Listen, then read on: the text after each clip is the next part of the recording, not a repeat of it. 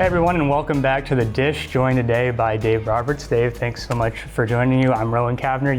You really don't need too much of an introduction here if you've been watching Dodgers baseball for the last few years. But Dave, thank you for joining us. And I want to first talk about, I know this is kind of an exciting time. There's a lot of young rookies who are coming up, prospects that we've heard about for the last few years that are making a difference. But when you look just specifically at the makeup of this year's roster, after being around the successful teams that you've been around the last couple of years, What's special about this group? What's different about maybe the makeup this year than you've seen in past years? I think that the thing that stands out most about this group of young players, rookies namely, is that they want to be in the big moment and they're not afraid of it.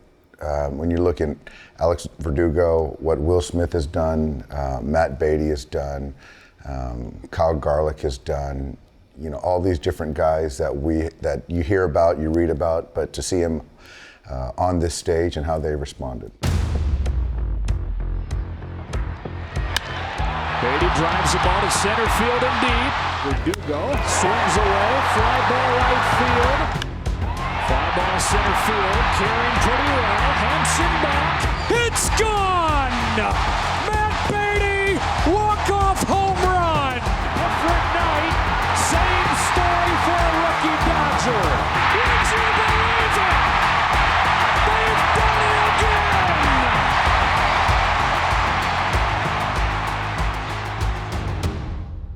You've been around baseball for quite some time. The rookies of the year that the team has had so far, you look at Will Smith, and you mentioned some of these guys. How do you explain this? I know the development's been great, the scouting's been there, but the degree to which it seems like every rookie who comes up here immediately can make a splash, what do you attribute to that to? Have you ever seen anything like this on such a consistent basis? No, I haven't. And I think that if you look at the last 5-8 years, something like that, the industry is going younger, and there's a lot more younger players getting here sooner. And so there's a really an importance on development.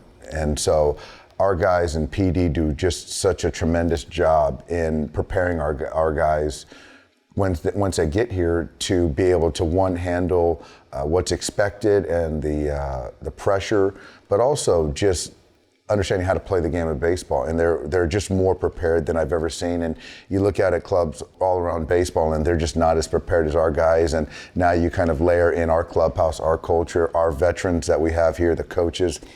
They're just in a position to thrive. We've seen rookies perform at a big level, and you can go back with Buehler and Bellinger and some of those guys. But to see it from a catcher offensively, with how taxing that position is and how much is kind of put on him, how rare is that, just to see that kind of offensive production that quickly from that position in particular? Yeah, you brought it up, and I know Dodger fans probably are not going to like this comparison, but Buster Posey is a person that is a player that I really think that Will Smith kind of reminds me of, in the sense of the respect that he already gets from pitchers, players. There's a quiet confidence. There's a thoughtfulness. There's always an eagerness to learn and a fire in his belly that people just really don't see. And in the batter's box, he's just really confident, and he does a great job of just staying in the strike zone. Will Smith, I am legend. I know you kind of mentioned, just in terms of the splash that he immediately made, it kind of reminds you of Puig. So he's got to be the first player ever to have the same comparison from Puig to Buster Posey. But I guess that's good that's fair. on Will Smith. But this is a time where not just at that position, but Dustin May making his debut. We've seen Tony Gonsolin. Now you've heard these names, you've seen them in spring trainings. Is that exciting for you as a manager? Now you're kind of seeing the fruits of this development, and now it's kind of the time where these guys have the opportunity to shine. Yeah, it is, and I think the thing is that with the idea that we're always trying to win. In 2019, we're trying to win a championship, and that hasn't changed. Regardless of who we have on our roster, and so, but you're also trying to understand and appreciate that we want to compete for a championship every year, and so when you can go to your farm system and bring up talent and have these guys have success, it just allows for that consistency and that continuity. So to get these guys, Gonsolin, May, the guys we've already talked about, get opportunities, it's exciting for not only me, the coaches, the players, but obviously our fans. Got it. First major league strikeout is Hunter Renfroe. Strike three, you're A fun time, obviously having more than 70 wins here the start of August, but for various reasons these guys have come up, and the talent's been there, the development's been there. There's been some injuries they have to kind of just cycle in there, but when you look at these rookies, a lot of them are going to be able to potentially, you look at bullpen in September and October, and we've seen what some of these starters, Kenta and Ross, have been able to do in the past. When you're kind of evaluating these guys these next couple months, at what point do you go from, okay, he's a starter now, we're thinking about him as a reliever, and are you thinking about that as soon as August, or is that something you're maybe not thinking about for another couple of months? Actually we had discussions today about it, ironically enough. And I think that's something that we're going to have daily. And Julio, we know that he's a tricky one because he adds value as a starter, as a guy in the pen. I think that we still have a little bit of time in kind of pivoting one way or the other. So I think towards the end of August, we'll really have to make a decision on which way we go. And obviously you've got Ross Stripling still coming back from injury. You got Rich Hill coming back. So there's still some things that we have to kind of think through going forward as well.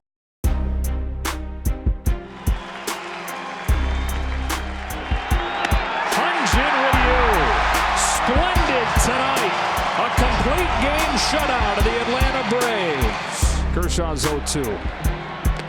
He strikes him out and passes Sandy Koufax, alone in third in the Dodger all-time list. Complete game for Walker Buehler. When you talk about the top of the rotation, I know Rue's on the injury list right now, it doesn't seem too serious, but with what he's done with Kershaw, with Buehler, is this about as strong a top end of the rotation as you've been a part of? It is. Obviously, Clayton has had an all-star year.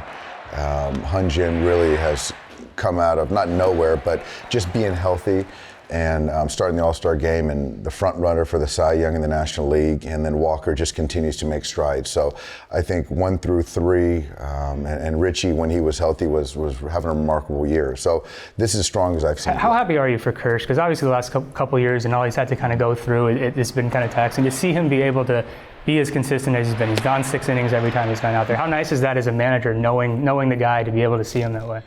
Yeah, it's very gratifying in the sense of knowing what he's gone through the last couple of years with injury and knowing how well he prepares and what it means to put this Dodger uniform on every single day, and his responsibility to not only his teammates but the fans. And that's a very high bar. And so for him to overcome these things and really maintenance them and put himself in a position to make another all-star team, I think it was his 8th or 9th, and to get us in position to win a championship this year, really proud of him. We're going to go really rapid fire here because I know some fans wanted to ask some questions. So I'm just going to have you read them from them. Here we go. Right, they're nice. They're good. These are the nice ones? They're all the good ones here. All right, here we go. All right, in my opinion, who has surprised you the most with their improvement this year?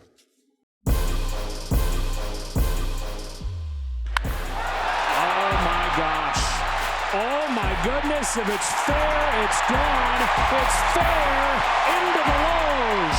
A monster shot. He's tied with Yelich. Bellinger hammers the ball. It's Bellinger's turn. I think Cody Bellinger. And I say Cody and because he still had a really good year last year. But I think for me, it's just the consistency on how he's prepared every single day. He's really grown as one of the leaders on the team, and his preparation. So that's probably, for me, it's no surprise as far as the talent, but just really what he's done. Cool. We'll go rapid fire here. We'll just get through them real quick. All right. Most memorable game managing the Dodgers. I think probably that Charlie Culberson game, that homer to walk off the Rockies, win the division, Vin's last home game. Not a bad answer. Okay. It's a little longer there. Other than Dodger Stadium, what is your favorite stadium to play as a player and to manage at? As a player, I think Fenway Park, and to manage at Dodger Stadium. I can't go with a different one there. 2 more. As a connoisseur, what is your? We thought you'd like this one. What is your favorite wine? I am a wine connoisseur. My favorite varietal is Pinot Noir or Bordeaux, but my favorite wine, I'm not going to be biased and say my own wine. You can do it. No, this is that's the all right. perfect place to plug that, I don't need to plug yeah. my own wine. That's all right. I would say some type of first growth in Bordeaux, and I would just say Lafite. Have you been able to go out to Bordeaux? I have not been to Bordeaux Is yet. that a I've been to place you would like to- Champagne. I've been okay. to the Southern Rhone. I want to do Bordeaux and Burgundy at some Make a point. trip. Okay, one more and we'll get. All right, get on last out. one. Favorite thing to do on an off day? Sit at my house in San Diego with my wife and 2 kids and play with my dogs. There you go. That's a perfect way, I think, to end it. That's Dave Roberts. Thanks so much for joining us on The Dish. We'll see you guys next time.